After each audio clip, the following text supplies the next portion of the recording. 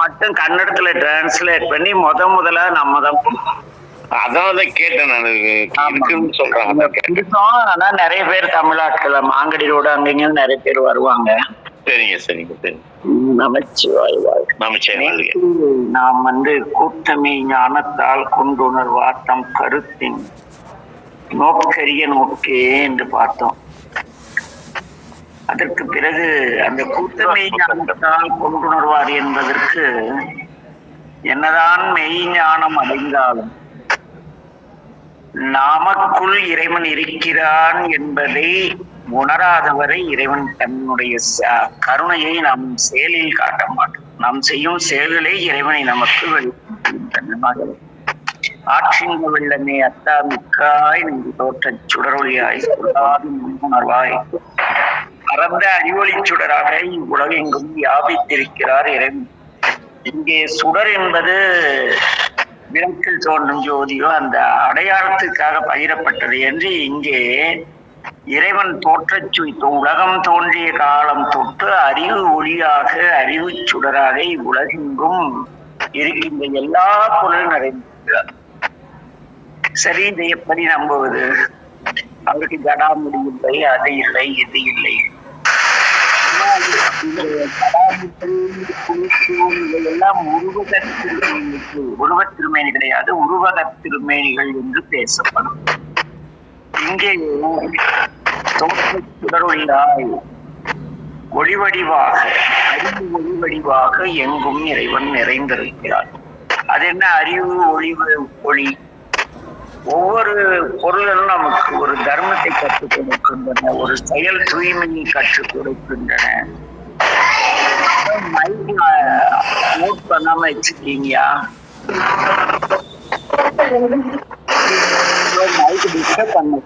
அறிவுல.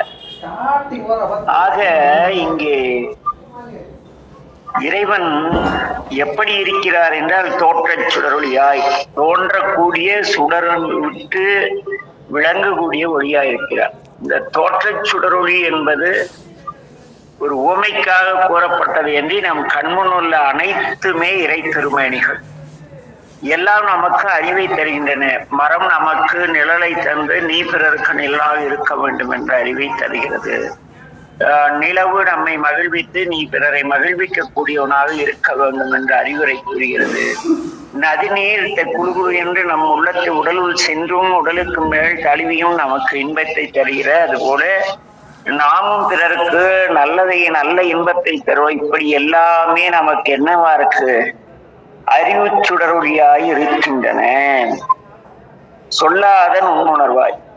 அது என்ன சொல்லாத நுண்ணுணர்வாய்? உணர்வை போய் சொல்ல முடியுமா என்ன?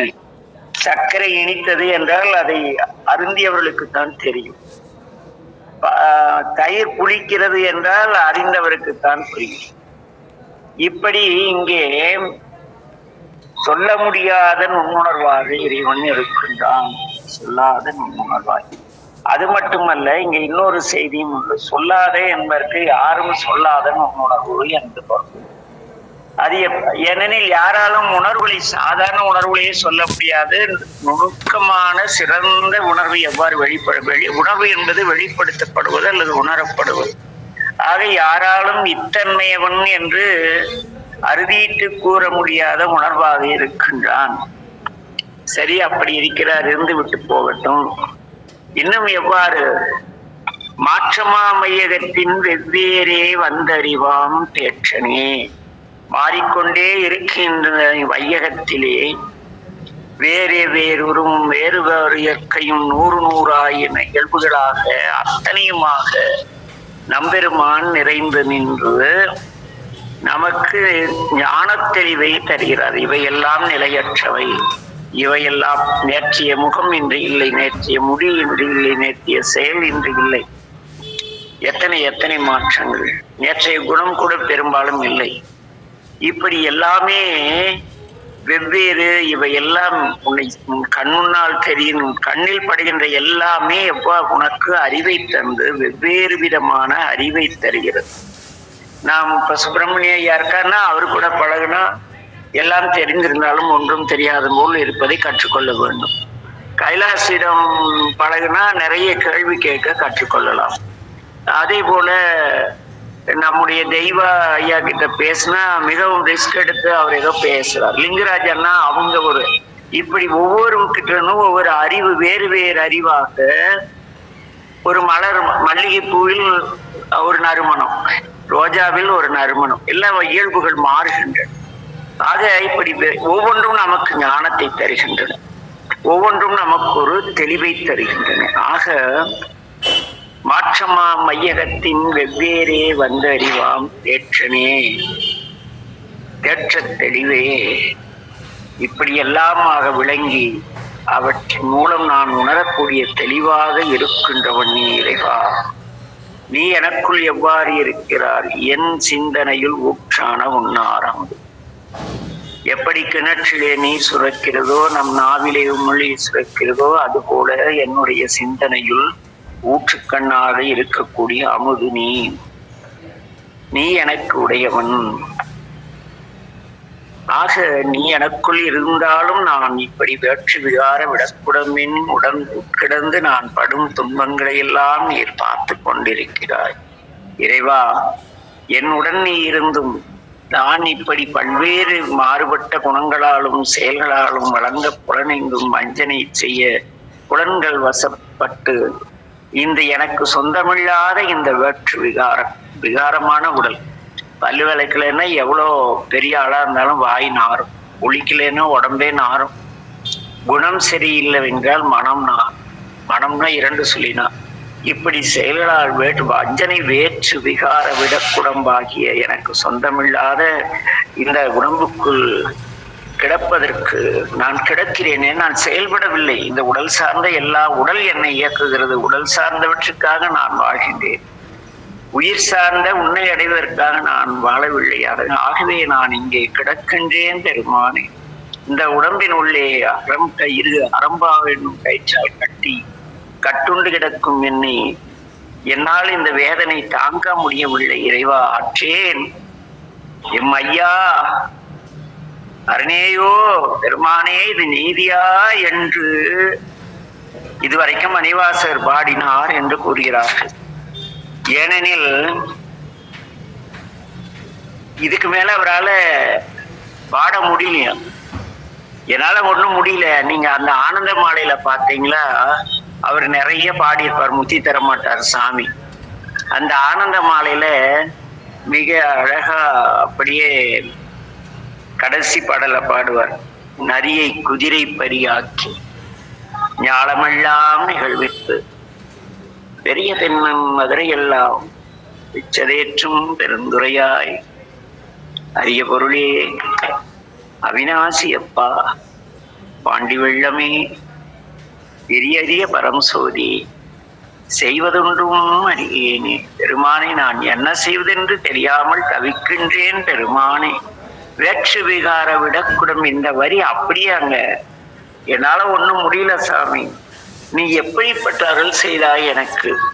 நான் அறிபோன்ற வஞ்சனை குணப்படைத்தவன். சந்தர்ப்ப என் தேவைகளுக்காக பிறரை வேட்டையாடுவோன், பிறருடைய பொருள்களை வேட்டையாடுவோன், பிறருடைய அன்பை வேட்டையாடும். இப்படி நரிகுணத்தோடு இருந்த என்னை, இந்த ஆன்மாவை, இந்த நரியை குதிரை பரியாக்கி நீ ஏறுகின்ற அந்த நரிக்குதிரையாக, அந்த குதிரையாக என்னை மாற்றி இறைவா, நரியை குதிரை பரியாக்கி ஞானமெல்லாம் நிகழ்வித்து என் பொருட்டு நீ என்னை எல்லோரும் அதிக்கும் வண்ணம்.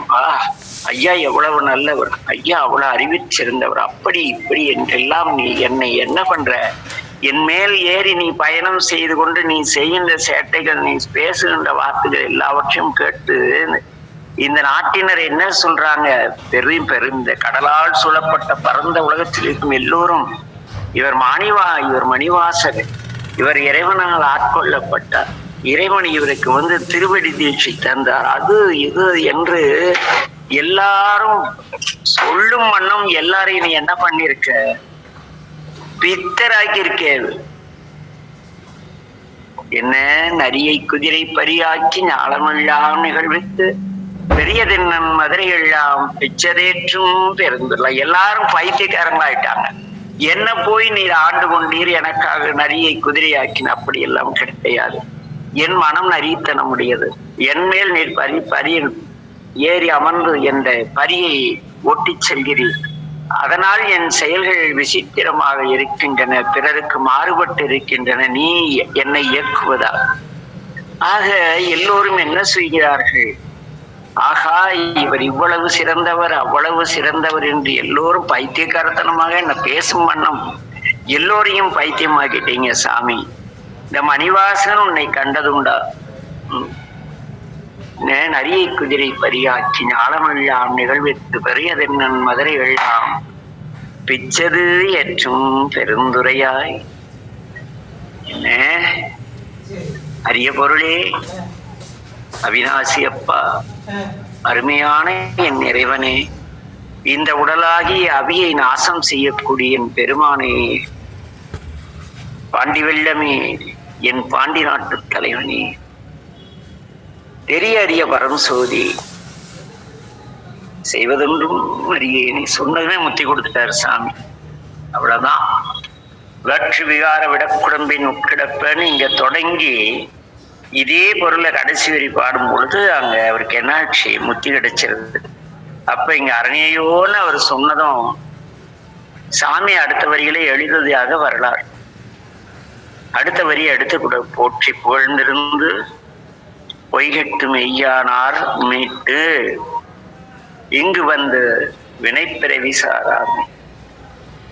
அடுத்து மணிவாசகர் நிறைவு செய்வதாக கூறுகிறார்கள். கள்ள புலக்குறும்பை கட்டளிக்க வல்லானே, என் மனமாகிய மாய இருளிலே நட்டம் பயின்றாடும் நாதனே, தில்லையுள் கூத்தனே, தென்பாண்டி நாட்டானே, அள்ளல் பிறவி அறுப்பானே ஓ என்று அப்படின்னாரு.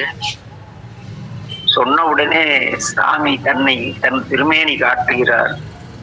காட்டிய உடனே அங்கே மணிவாசம் நிறைவு செய்கிறது. சொல்ல தெரியானை சொல்லி திருவடிக்கு சொல்லிய பாட்டின் பொருள் உணர்ந்து சொல்லுவார் செல்வர் சிவபுரத்தின் உள்ளார். சிவனடிக்கு எப்படி நெஞ்ச நின்று காலத்துல 5000 ரூபாய்க்கு ருத்ராட்சம் வாங்கிட்டு பந்தா பண்ணிட்டு ஆளுக்கு ஒரு மந்திரம் சொல்லிக்கிட்டு ஆளுக்கு ஒரு கண்டமணி கட்டிட்டு அப்படி கிடையாது. பல்லோரும் ஏத்த பணிவு மிகுந்த பணிவோடு அவர்கள் செல்கிறார்கள். அப்படி நான் செல்லும் பொழுது அந்த பணிவுடையும் இன்சொலனாதல் ஒருவருக்கு அணி, பணிவுடைமையும் இன்சொலும் எனக்கு வந்து நாம் செல்கிற திருக்கைலாயத்திற்குள்ளே உன்னுடைய நடராஜ சபையிலே நான் வரும்பொழுது பல்லோரும் என்னை ஏற்றுகிறார்கள். நான் அவர்களை பணிந்து செல்கின்றேன். அருளும் பொருளும் பெற்றவர் பணிவுடன் இருக்க வேண்டும் என்று இங்கே தெளிவடைகிறார். இது சிவபுராணத்தின் பொருள் மணிவாசன் ஒரே வார்த்தை சொல்லிட்டார். சிவபுராணத்தின் பொருள் நடராஜா தான். உனக்குள் இருக்கும் நடராஜாவே, சித்தம்பலத்தில் இருக்கும் நடராஜனே இதற்கு பொருள். உனக்குள் இருப்பவனை உணர்ந்தோள் அப்படி வருது. இதுல இதை பற்றி ஒரு சிறு செய்தியை இங்கே கூறியாக வேண்டும். இதிலே இந்த உலகமெல்லாம் படைத்தும் காத்தும் கறந்தும் விளையாடக்கூடிய இறைவன் மகிழ்ந்து அவனே வந்து இந்த ஊழிக்காலத்தில் தன் தனிமை நீங்க அவரே எழுதி கொண்ட வாசகம் இந்த திருவாசகம் என்று ஒரு கருத்துண்டு. இதிலே இந்த உலகோர் பார்வைக்கு திருவாசகத்தை பாடி அருளியவர் மணிவாசகர் மாணிக்கவாசர் என்று ஒரு செய்தி உள்ளது தெரியும். திருவாசக நூலமுதை படி எடுத்து பாட பாட எழுதி கொண்டவர் இறைவன் என்பது எல்லாருக்கும் தெரியும். ஆனா உண்மையில் திருவாசகத்தை பாடியவர் யார் என்று ஒரு கேள்வி எடுத்துக்கொண்டால், மாணிக்கவாசகர் என்னும் அருட்பெரும் ஜோதி உடலுக்குள் ஒளிர்ந்த ஒளி வெள்ளம். மாணிக்கவாசகர் வந்து இறைவனை தேடி தேடி தேடி கண்டு கொண்டேன் திருமாலோடு நான்முகனும் தேடி தேடனா தேவனின் நிலைக்கு போன பிறகு அவருக்குள் இந்த அருட்சோதி எழுந்து ஒளிர்ந்து அந்த ஒளி வெள்ளமானது திருவாசகத்தை உதிர்க்கிறது. அந்த உயிருக்குள்ளே உடலுக்குள் இருந்த உயிருக்குள் எழுந்தருளி சிவருமானே திருவாசகத்தை பாடி கொடுக்கிறார். அவரே வெளியிலிருந்து தம் திருக்கரை எழுதியும் கொள்கிறார். ஏன்னா இந்த திருவாசகம் கற்றறிந்த சான்றோர்கள் யாராலும் கூட இயலாது. இந்த வார்த்தை அமைப்பு, வரி அமைப்பு, பொருள் அமைப்பு, அந்த இறைவனோடு சேர்க்கும் நிலையெல்லாம். ஆக எவ்வாறு திருத்தொண்ட தொகை பாடுவதற்காக ஆளாள சுந்தரர் சுந்தரமூர்த்தி நாயனாக வந்தாரோ, அதுபோல இந்த வேத ஆகமங்களின் சாரங்களை நமக்கு தருவதற்காக மாணிக்கவாசுடைய உடலுக்குள் ஒளிர்ந்த அந்த ஞான வெள்ளமாம் ஞானச்சுடராகி இறைவன் மணிவாசலுக்கு இருந்த உயிருக்குள் அவர் எழுந்தருள் என் உள்ளத்தில் ஓங்காரமாய் நின்று இந்த திருவாசகத்தை பாடி கொடுக்கிறார். வெளியிலிருந்து தாமே தம் திருக்கரை எழுதியும் அருளினார். எனவே ஒரு உயிர் பெற்ற சிவ அனுபவத்தை, உயிருடன் ஒன்றியிருந்து உயிர் மகிழ்ந்த அருள் அனுபவத்தை உயர்தனி மொழியான தமிழ் மொழியால் உணர்த்த மணிவாசர் மட்டுமல்ல, கற்றோர் அனைவரும் உணர்ந்து அருள் பெற அருளினார் என்பது தெளிவு. அது மட்டுமல்ல, மணிவாசர் என்ற அடியார் பெற்ற அருள் அனுபவத்தை அடியாருக்குள் எழுந்தருளும் பரம்பொருள் அருள் அனுபவத்தை உணர முடியாது. ஏனெனில் பதிவேறு பசுவேறு. ஆக மற்ற உயிர்களுக்கும் இந்த அருள் அனுபவத்தை உணர்த்த வேண்டி தெய்வத்தமிழால் இறைவனை எழுதி நமக்கு தருகிறார். இன்னும் சொல்ல போனால் வாசகர் என்னும் அடியார் வாயிலாக வாசகமாய் அருள் அனுபவங்களை இறையருள் வெளிப்படுத்துகிறது. அதை என்ன பண்றோம்? மணிவாசக திருவாசகமாய் எழுதி வச்சதா சொல்றாங்க. ஆனா மாணிக்க வாசகரிடம் தில்லைவாழ் அந்தணர்கள் பஞ்சாட்சரப்படியிலே இருந்த அந்த திருவாசகத்தை எடுத்து அதனுடைய மொழி நடை சிறப்பை உணர்ந்து இதை யார் அருளியது என்று கேட்க, அடியேன் சொல்ல அதிலே கையெழுத்து இருக்கிறதே என்று கூறுகிறார். அப்பொழுது அவர்கள் அந்த தில்லைவாழ் அந்தணர்கள் இந்த திருவாசகத்திற்கு பொருள் என்ன என்று கேட்கிறார். அப்பொழுது இதோ இங்கே சிதம்பரத்திலே இருக்கின்ற சிற்றம்பலத்திலே இருக்கின்ற இறைவனே, இதனுடைய பொருள் எல்லோருக்குள்ளும் இறைவன் இருக்கிறார் என்பதை உணர்ந்தால் நம் சித்தம்பலத்தில் இருக்கும் இறைவனை தரிசிக்கலாம் என்று கூறிய வண்ணம் அந்த சென்று இந்த திருவாசக பொருள் தில்லை நடராஜரே என்று கை காட்டிய வண்ணம் ஜோதியில் கலந்து விடுகிறார். ஆக இறைவன் தான் திருவாசக பொருள் என்றால் இறைவனோடு இரண்டர கலந்த உயிர்நிலையும் இறைநிலையை அடைகிறது. ஆக இறைவனை அடைந்த உயிரும் உயிருக்குள் நிறைந்த இறைவனும் எவ்வாறு பதியும் சதியும் இணைந்து மகிழ்கிறார்களோ, அதுபோல உயிருக்குள் நிறைந்த இறைவனும் உயிரும் இணைந்து மகிழ்ந்த இணைவன் அணைப்பு தான் திருவாசகம். ஒரு திருமணமான ஒரு நல்ல குடும்பத்தில் பிறந்த ஆணும் பெண்ணும் எவ்வாறு தனித்திருந்து இன்பத்தின் உயர்நிலை அடைகிறார்களோ, அதுபோல உயிரும் உயிருக்குள் இருந்த இறையும் இரண்டர கலந்து மகிழ்ந்த இணைவன் அணைப்பு தான் இந்த திருவாசகம். மற்றபடி இதை அனுபவத்தால் எவ்வாறு திருமண வாழ்க்கையினாலே ஒரு இந்த உலகின் மிகப்பெரிய ஒரு வாழ்வியல் தத்துவங்களையும் வாழ்வையும் உணர்ந்து நாம் பக்குவப்பட முடியுமோ, மனைவி கணவன் என்ற மன வாழ்க்கை வந்த பொழுது அதுபோல உயிரும் உயிருக்குள் நிறைந்த இறையும் ஒருவனை ஒருவர் புரிந்து கொண்டு அந்த இன்பம் நிலை இருக்கிறது அல்லவா, நினைந்தரும் காண்தரும் பேசும் தரும் அனைத்து எழும்பு உள்நெக ஆனந்த தேன் சொரியும் அந்த நிலையை அடைய முடியுமே தவிர ஏதோ திருவாசகத்துக்கு நானும் பொருள் கூறுகிறேன் என்று எல்லோரும் கூறுவதை அடியேனும் ஏதோ அப்படி கற்றதையும் சான்றோர்கள் கூறியதையும் இங்கே இயன்றவரை எளிமையாக கொடுத்ததாக நினைக்கின்றோம். இதில் இன்னொன்று சிறப்பு என்னவெனில், அது மிக ஒரு விசித்திரமான இது. சிவபுராணம் 95 அடிகளால் அமைந்த கழிவெண்பா பாடல். நமச்சிவாய என தொடங்கும் திருமுறை திருவாசகம் முழுவதும் ஒரு மணி எவ்வாறு ஒரு நூலில் ஊடியிருக்கிறதோ அது போல ஞான ஒளி தரும் பொருள் இந்த சிவபுராணம். நமச்சிவாய என்னும் திருவைந்தெழுத்து அந்த மந்திரம் சொல்லும் அதன் பொருளும் எம் நெஞ்சில் நீங்காமல் வாழ்க என்ற வேண்டுதலோடு தொடங்குகிறது. இறைவா உன்னுடைய திருநாமம் என் நெஞ்சில் இன்றும் வாழ்க என்று தொடங்குகிறார் மணிவாசகர். திருவாசகத்தில் மொத்தம் 658 பாடல்கள் இருக்கின்றன. இதிலே சிவபுராணத்தில் இந்த 655 இலக்கம் வருகிறது. எவ்வாறெனில் சிவபுராணம் நமச்சிவாய என தொடங்கி முதல் 5 அடிகளில் 6 முறை வாழ்க என்று அமைந்துள்ளது. அடுத்து வெல்க என்று 5 முறை அமைந்துள்ளது. அதனை அடுத்து போற்றி 8 முறை அமைந்துள்ளது. எனவே 6 வாழ்க, 5 வெல்க, 8 போற்றி என்ற குறிப்பின் மூலம் 658 பாடல்களையும் இறைவன் புகழே எங்கும் என்றும் வாழ வேண்டும் என்ற கருத்தை வலியுறுத்தி இந்த திருவாசகம் அமைகிறது. என்ன சிந்தை மகிழ இந்த சிவபுராணத்தை ஏதோ எல்லோரும் ஐயா அருமையாக பாடுகிறார், நான் பிழையின்றி பாடுகிறேன் என்றெல்லாம் பாடக்கூடாது. நம் மனம் மகிழ்ந்து நமக்குள் இருக்கும் இறைவனின் மனம் மகிழ பாட வேண்டும். என்ன ஆக இங்கே சிந்தை மகிழ சிவபுராணம் தன்னை முந்தைய வினை முழுதும் ஓய என்ற 2 அடிகளும் இறைவனுடைய இணையடிகளை போன்று சிவபுராணம் ஓதுதலும் உணர்தலும் 2 கால திருவடிகளை போன்றது. என்ன சரி, நம் சிந்தை அடியார்களுக்கு எப்பொழுது மகிழ்ச்சி அடையும்?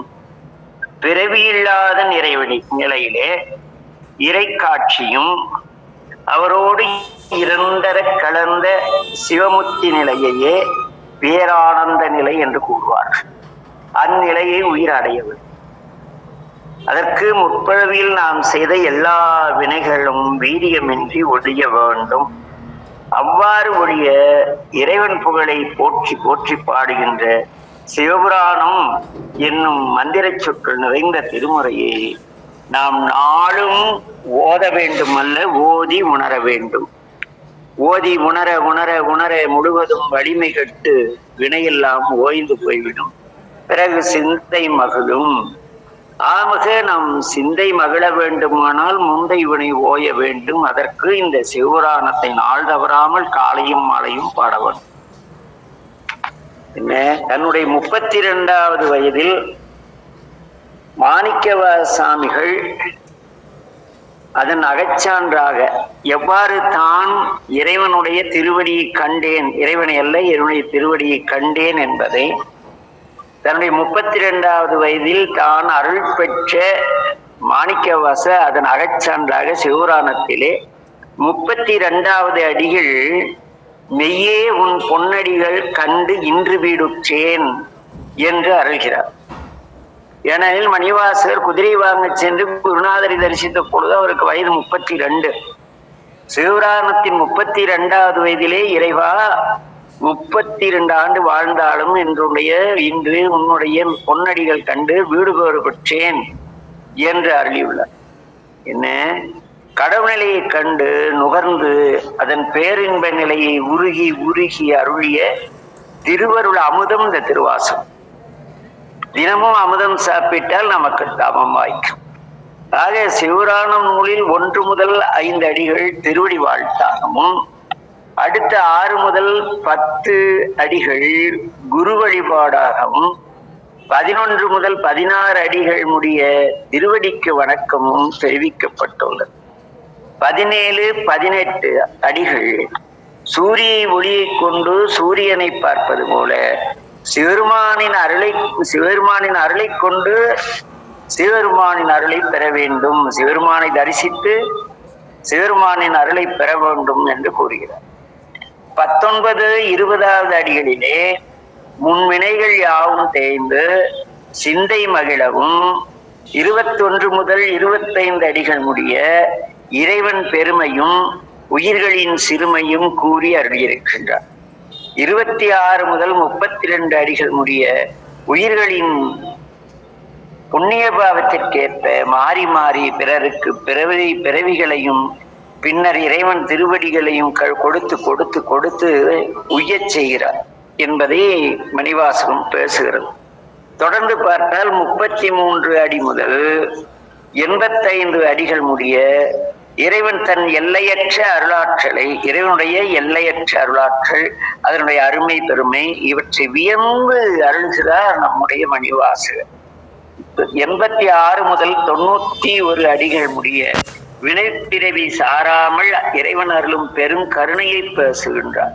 92 முதல் ஈற்றடியாகிய 95வது அடி முடிய சிவரானின் பாட்டின் பொருளை உணர்ந்து ஓதுவார்கள் அடையும் பயன் அருளப் பெற்றுள்ளது. ஆக இறைவன் வெற்றியும் போற்றியும் கூறி சிவருமானின் பழமையையும் பலவினையை போக்கும் வல்லமையையும் அருள்வதன் மூலமாக திருவாசகத்தின் வாழ்த்தும் வருபொருள் உரைத்தலும் குருவணக்கமும் உரைத்தலும் குறிப்பு நூல் என்பது இந்த திருவாசகத்தின் மொத்த சாரத்தையும் தன்னகத்தே கொண்டது இந்த திருவாசகமாக. தினந்தோறும் இந்த திருவாசகத்தேன் அதில் சிவராணம் என்னும் அமிழ்தை உண்டு எல்லோரும் எல்லா வினைகளும் நீங்க பெற்று திருவருள் பெற்று எல்லாம் அல்ல என் தந்தை நேற்று மீனாட்சி சொக்கநாத பெருமானின் திருவடியை சிந்தித்து வேண்டி எளியனுக்கும் அந்த தவம் வாய்க்க மீண்டும் எம்பெருமான் சொக்கனார் அடியேனையும் ஆண்டு கொண்டார்கள். அவருடைய திருவடிகளை பிரார்த்தித்து சிவபுராணம் என்ற இந்த சிவபெருமானின் பழமையின் முறைமையை தவிர்க்க இயலாத காரணங்களால் இன்று நிறைவு செய்கிறோம். நமச்சிவாய வாழ்க, எல்லா உயிர்களும் இன்புற்று வாழ்க. திருச்சிற்றம்பலம். நமச்சிவாய வாழ்க ஐயா. நமச்சிவாய வாழ்க. நமச்சிவாய வாழ்க ஐயா. நமச்சிவாய வாழ்க ஐயா. நமச்சிவாய வாழ்க ஐயா. எல்லாருக்கும் நமச்சிவாய வாழ்க ஐயா. எல்லாருக்கும் நமச்சிவாய. நமச்சிவாய நமச்சிவாய. கைலாஸ் ஐயா சொல்லுங்க ஐயா. அந்த நம்ம பேசியபடி அதை ஒரு தனி பதிவிடலான்னு திருவருளால் ஒரு சிந்தனை ஓடியதால சரிங்க, அது மிக எளிமையா எல்லாருக்கும் போய் சேரும். இன்னைக்கே திருவருள் நிறைய செய்திகளை இன்னைக்கு கொடுத்து எப்படி பதிகம் அமைச்சிருக்காரு என்ன ஏதுங்கிற அத்தனை விவரமும் இந்த திருவருள் கொடுத்தது. அதனால நாளை வகுப்பு என்னன்னு தெரியல, திருவருள் நாளைக்கு எது எடுக்குதோ தெரியல, என்ன பண்ணுமோ தெரியல, வகுப்பு எடுக்குமான்னு தெரியல, சாமி என்ன அணுகிறது பண்ண போறாருன்னு தெரியல. இன்றைக்கு வரை நிறைய நடந்தது. அநேகமா இது எத்தனாவது பதிவுன்னு தெரியல. அடியன் பேசக்கூடிய பதிவுகள் பெரும்பாலும் ஒரு 58 தாண்டினாவே பெரிய விஷயம். ஏனெனில் 58க்கு மேல தாண்ட விடமாட்டார் சாமி. ஏன் தாண்ட விடமாட்டார்னா சமயத்துல ஏதோ ஒரு இடையூறு வந்துரும், நம்ம போய் லயிக்க முடியாம போயிடும். ஆக மேற்கொண்டு நாளை என்ன சிந்திப்போம் பெருமானுக்கு தான் வெளிச்சம். அதனால நாளை வகுப்பு திருவருள் துணையோடு எப்படி நடக்கும் என்பதற்கு பெருமான் தான் உழைப்பட வேண்டும். என்ன ஏனெனில் இது எனக்கே புரியாத ஒரு புதிர். இதெல்லாம் எப்படி எனில்